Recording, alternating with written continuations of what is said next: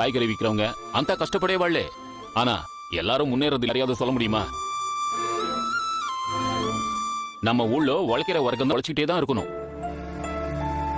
வெறும் உடல் உழைப்பால மட்டும் ஒரு மனுஷன் வாழ்க்கையில 1 மணி நேரம் வண்டி ஓட்டுற 18 இருந்து 20 மணி நேரம் சார்.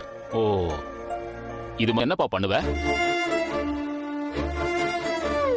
நீ மனசுக்கு தெலுசுவ. எனக்கு நீங்க கேட்கறதுக்கு பதில் தெரியல சார். ஆனா நீங்க விட்ட வேற வேலையும் தெரியாது சார். வேற வழி தெரியல சார். அந்த வழிய நுவேனப்பா உருவாக்கணும்.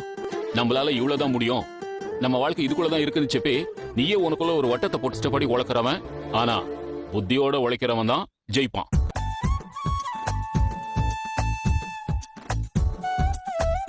Sir super matter sir. கஷ்டப்பட்டு உழைக்கிறவன் பொழப்பான், புத்தியோட நின்னுகிட்டே ஓனா தூரம் குறையாது. நீ முன்னேறி போனோம்னா உன் உழைப்போட உன் புத்திசாலி. ஆனா வண்டி ஓட்டி எப்படி முன்னேறலாம் நான் யோசிக்கவே இல்லை சார். அதான் முத்து விஷயம். கடன் அதை எப்படி சார் பண்றது? நீ சம்பாரிச்ச பணத்தை என்ன பண்ற? நான் என்ன சார் பண்ண யோசிப்பான். இப்ப நீ கஷ்டப்பட்டு பணம் சவனுக்காக சம்பாதிக்கணும்னு யோசிப்பான்.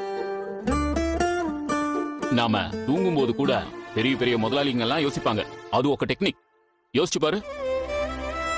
எப்படி சார்? இப்போ உனக்கு புரியற மாதிரி சொல்லணும்னா பெரிய முதலாளிங்க எல்லாம் மாதிரி போடுவாங்க, இல்ல ஏதாவது ஒரு கடையில இன்வெஸ்ட் பண்ணுவாங்க. அந்த மாதிரி பெரிய விஷயம் எனக்கு தெரியாதே சார். அறிவு இருக்கோ அதை பண்ணு. ஏன்னா நமக்கு தெரிஞ்ச தொழில் தான் நாம செய்யணும். அதான்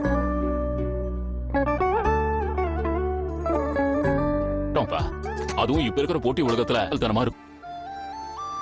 தனியா உட்காந்துருக்கான். முத்து, டேய் முத்து, என்னடா என்னடா ஏதோ ஆனந்த சிந்தனை. ஸ்போக்கன் இங்கிலீஷ் கிளாஸ் போறேன்ல, அங்க வெங்கடேசன் சார் ஒருத்தர் இருக்காரு. ஒரு ஐடியா சொன்னார். என்ன சொன்னாரு? 24 ஜெயிக்கணும்னா கொஞ்சம் புத்திசாலித்தனமா யோசிக்கணும், வேகத்தோட வேகமும் வேணும்னு சொன்னார். நல்ல விஷயம் தான்ப்பா. வேற எப்படி யோசிக்கணும்? கட்டிங் போட்டா ஐடியா தானா வரும்ல.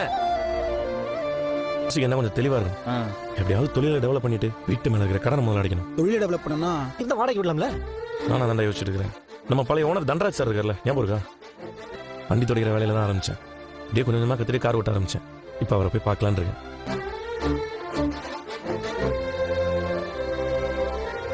உனக்கு நல்லா இருக்கு அப்படின்னு கூட செல்வம்.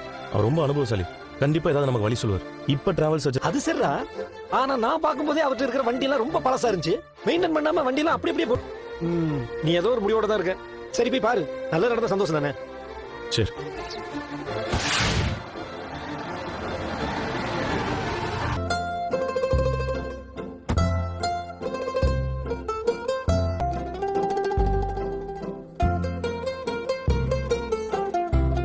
முத்துவா, பாப்பா வா.